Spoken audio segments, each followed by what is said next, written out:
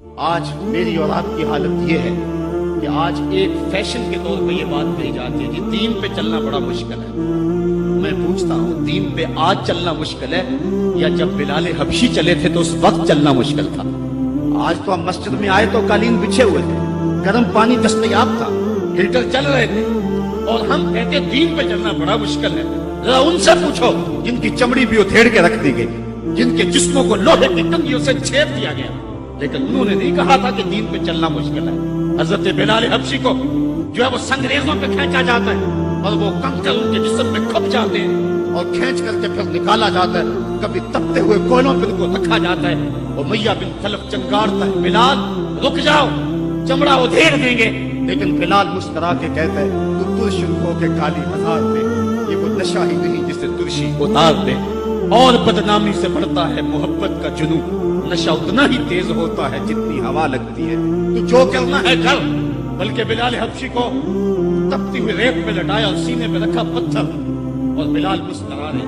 اور کوئی شخص پاس سے گزرا, بلال مسکرا رہے ہو اور یہ تمہارے اوپر اتنا ظلم اور جبر کر رہے ہیں. تو بلال حبشی نے جو جواب دیا, کہا تم بازار میں جاتے ہو نا مٹی کا برتن خریدنے, تو اس کو بھی ٹھونک بجا کے دیکھتے ہو کہ اس کی آواز تو ٹھیک ہے, کہیں کچا تو نہیں ہے.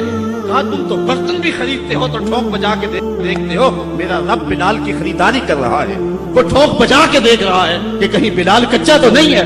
میں کہتا ہوں مالک خرید لے بلال کو, خرید لے بلال کو, یہ کچا نہیں ہے. تیری راہ میں جان بھی مارنی پڑی تو قربان کر دے گا.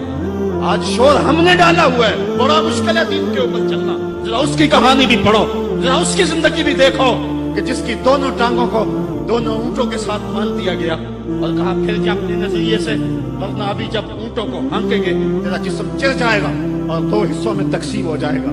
اس نے کہا کر لو جو کرنا ہے. اور جب اونٹوں کو ہانکا لگایا گیا, ہمیں تاریخ بتاتی ہے کہ جب اس کا جسم چلنے لگا اور سلگ سلگ قطرے گرنے لگے, تو ہمیں ہماری عقل تو یہی کہتی ہے کہ اس نے چیخوں سے آسمان کو سر پہ اٹھا لیا ہوگا. لیکن ہمیں تاریخ نے بتایا جب تک زبان کھلتی رہی اس کے لبوں پہ یہی تھا, فزتو برب الکعبہ, فزتو برب الکعبہ, کعبے کے رب کی قسم میں زندگی کی بازی جیت گیا ہوں. آج شور ہم کر رہے ہیں, یار ہم سے تو وہ عورت اچھی, ابھی تو دور کی بات نہیں ہے. اقبال نے نظم کیا, وہ ایران کی طاہرہ نامی عورت, جس کو ایک کنویں کے کنارے کھڑا کیا, اس کے سامنے اژدہا ڈالے اس کنویں کے اندر اور بچھو ڈالے اس کنویں کے اندر. کہا پھر جا اپنے نظریے سے, ورنہ اس میں پھینک دیں گے. اس نے کہا مجھے ایک رات کی مہلت دے. کہا جا, رات گزر گئی, پھر وہاں لے جایا, کنویں کے کنارے کھڑا کیا. وہ کنواں جس میں اس کے سامنے بڑے بڑے سانپ اور اژدہا ڈالے. کہا پھر جا اپنے نظریے سے, ورنہ تجھے دھکا دے دیں گے اور یہ سانپ تیری بوٹیاں نوچ لیں گے. اس نے کہا پھینک دو. کہا تو نے رات سوچا نہیں ہے؟ کہا میں نے سوچنے کے لیے رات تو نہیں مانگی تھی, میں نے رب کی عبادت کے لیے مانگی تھی, میں نے تو استقامت طلب کرنے کے لیے مانگی تھی, رب سے یاز کرنے کے لیے رات مانگی تھی. مالک عورت ذات, اور میرے سامنے اتنے سانپ اور اتنے بچھو پھینکے گئے, اور جب میں ڈالی گئی نا اس کنویں میں تو وہ میری بوٹیاں توڑیں گے, مجھے ڈنگ ماریں گے. کہیں ایسا نہ ہو کہ میری چیخوں کی آواز غیر محرم سنیں اور پھر وہ تمسخر اڑائیں اس پہ, اور محمد عربی کی امت کی ایک باندی پر وہ تمسخر اڑائیں اور کہے اڑائیں.